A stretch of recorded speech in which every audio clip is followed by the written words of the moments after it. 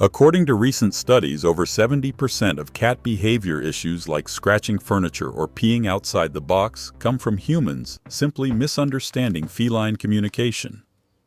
It turns out that all cats have a specific set of unspoken rules for how they expect their world to work. And more importantly, they expect you to follow them.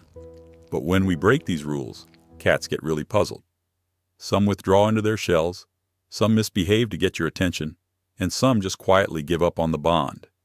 Understanding these hidden rules will completely change how your cat sees you. It's like learning a secret handshake. Starting today, we are going to decode the silent etiquette of the feline world. Rule number 1 is simple but counterintuitive. Don't stare at them too long. It might feel natural to lock eyes with your cat and coo at them like they're the only living soul that understands you, and let's be honest, they probably are. But long, direct eye contact isn't the compliment you think it is. In feline language, a stare is a challenge. In the wild, it's a prelude to a fight. Predators stare before they pounce. Among cats, even best friends don't hold eye contact for long. They glance, they blink, and they look away to show trust. So when you stare at your cat, even with loving intent, you're accidentally speaking a dialect of aggression. Feline behaviorist Dr. Mikel Delgado explains that cats are highly visual and incredibly sensitive to micro-movements.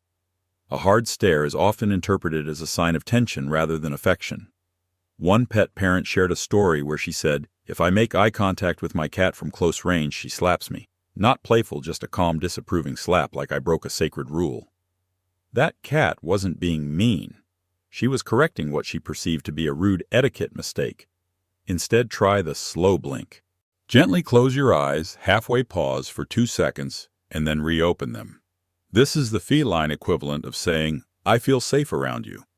It's how cats communicate peace. And if your cat blinks back, that's a love letter sealed in whiskers. Rule number 2, let them come to you. This one might sting a little, especially if you're the type of person who dives onto the floor every time your cat walks by trying to scoop them up. But cats prefer to initiate contact. It is extremely tempting to force engagement by giving them a scratch or a cuddle, and while they might tolerate it, most cats prefer to be the ones to start things. It's not that they don't love you, it's that autonomy is their love language. They need to feel in control of their body and their space. When you reach out first, especially quickly or without invitation, it can feel like you're taking control of the interaction. And to a cat, control is comfort. Losing it feels wrong. Letting them come to you might feel like you are doing nothing, but it's the ultimate show of respect. Real bonding doesn't happen when you catch them. It happens when they choose you again and again. And once they know you'll never force them, that's when the real closeness begins. The lap sessions, the purring under the chin, the "I will now knead your leg into dough" moments. All because you waited. Rule number 3, respect their scent map. I appreciate that scent map sounds like something from a fantasy novel, so allow me to explain.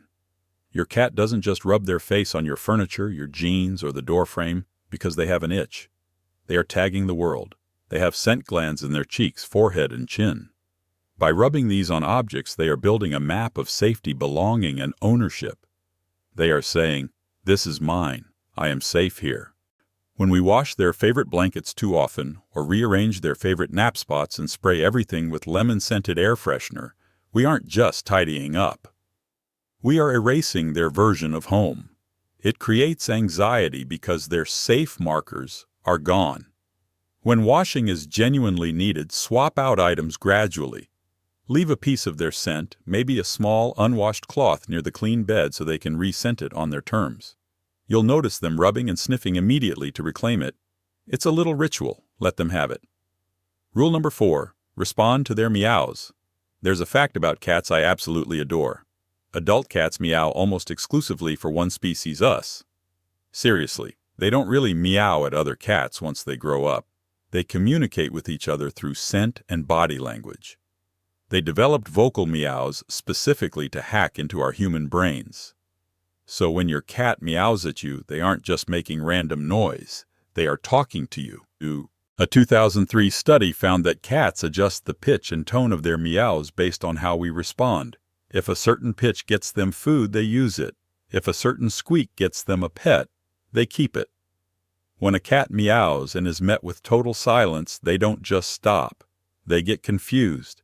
They might meow louder out of frustration, or worse, they might give up on communicating entirely because they feel ignored. So try answering. You don't have to speak fluent meow, but even acknowledging them is appreciated. A gentle voice, a glance, or a "Hi, sweetheart, what do you need?" tells your cat that their voice matters. And when their voice matters, their trust in you deepens. Rule number 5. Always give them an escape route. Cats do not like feeling cornered even if they've just jumped into your lap 5 seconds ago. To a cat, safety means knowing they can leave at any time. This instinct runs deep. In the wild, being trapped equals danger. Have you ever noticed your cat pausing at the entrance of a room, tail twitching, eyes scanning? That isn't indecision. That is risk assessment. They are checking for exits. If you pick them up and hold them tight so they can't move, their anxiety spikes. If you block a doorway while trying to pet them, they might hiss. Always ensure they have an exit strategy. Leave doors cracked open. Don't crowd them in corners. If you are hugging them, keep your hold loose so they know they could jump away if they wanted to. Paradoxically, cats are more likely to stay and cuddle when they know they have the option to leave. Rule number 6. Don't pet them like a dog. We try not to compare the two, but this is important. Dogs often love rough, full-body ruffles. Cats, not so much. Their hair follicles are highly sensitive, and too much touch can lead to overstimulation aggression. Their preferred petting zones are specific: the head, the cheeks, and under the chin. These areas contain scent glands and feel good to be rubbed. The base of the tail is okay for some, but it's an earned privilege. But the belly is a trap. When a cat shows you their belly, it is a sign of trust, not an invitation to rub it. If you rush in for belly rubs, you are violating that trust, and you will likely get the bunny kick with the back claws. Instead, watch their body language. Ears forward. Keep going. Ears twitching or skin rippling along the back. Stop immediately. That is their polite way of saying, "That's enough." Respect the stop signal and they will trust you next time. Rule number 7. Honor the do not disturb sign. When a cat is tucked into a sunbeam, loafing with their paws under their body and eyes half closed, that isn't just a nap. That is sacred recharge time. Some cat parents assume this is the perfect moment for a sneak cuddle or a face smooch. But to a cat, being woken up abruptly puts them instantly on high alert. It spikes their cortisol. Cats love affection, but they love it on their terms. Watch for the invitation. If you approach and they open one eye and give a soft chirp, that's your green light. But if they tuck their head in tighter or let out a heavy sigh through their nose, back off quietly. Cats remember who respects their peace, and they reward that respect with loyalty. Rule number 8. Speak cat body language. Cats communicate far more through posture than sound. Once you start reading the room feline style, everything changes. A flicking tail does not mean happiness like a dog. It means irritation or high arousal. A tail straight up in the air with a little hook at the end. That is, a friendly hello purring isn't always a sign of joy. Cats also purr when they are in pain or stressed as a way to self-soothe. Kneading making biscuits means they are feeling comforting kitten-like emotions. Showing their belly means "I feel safe." But as we discussed, it's a look, don't touch situation. Learn what your cat's ears are saying.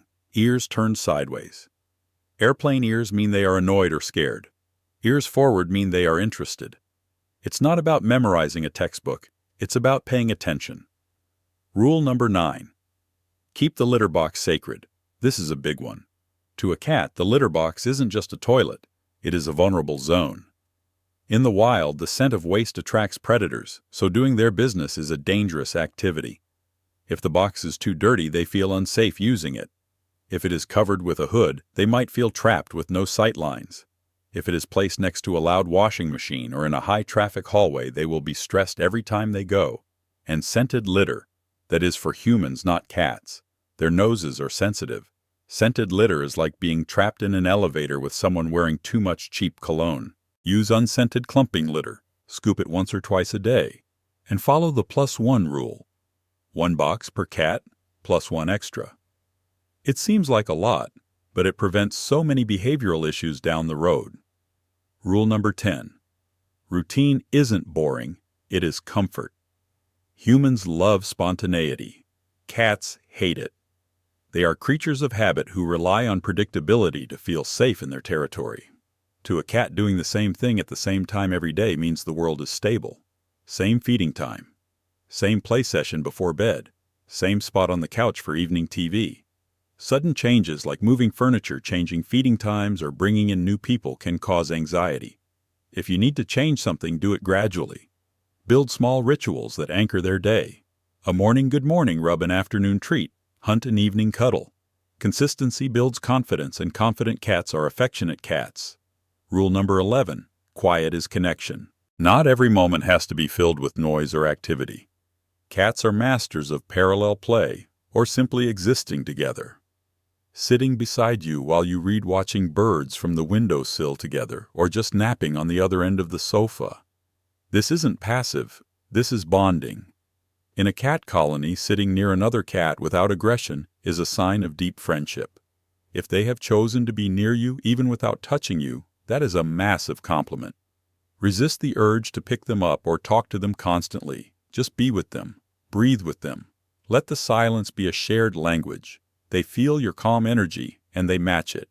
And finally, rule number 12, respect their need for the high ground. Cats live in a vertical world. Humans live in a horizontal one. We often forget that for a cat, looking down on the world makes them feel safe and powerful. If your cat is constantly jumping on counters, tables, or the top of the fridge, they aren't trying to be annoying.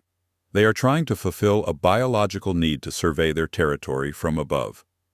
If you constantly yell at them to get down without giving them an alternative, you create frustration.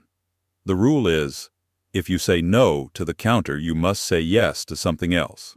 Provide cat trees, window perches, or clear off a high shelf just for them. When a cat has a high perch where they are allowed to be, their confidence skyrockets. They can watch the household chaos without being in the middle of it.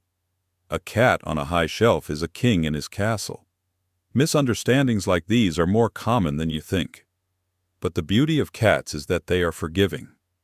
Once you start following these rules, respecting their scent, their space, and their silence, you will see a shift. They will trust you more.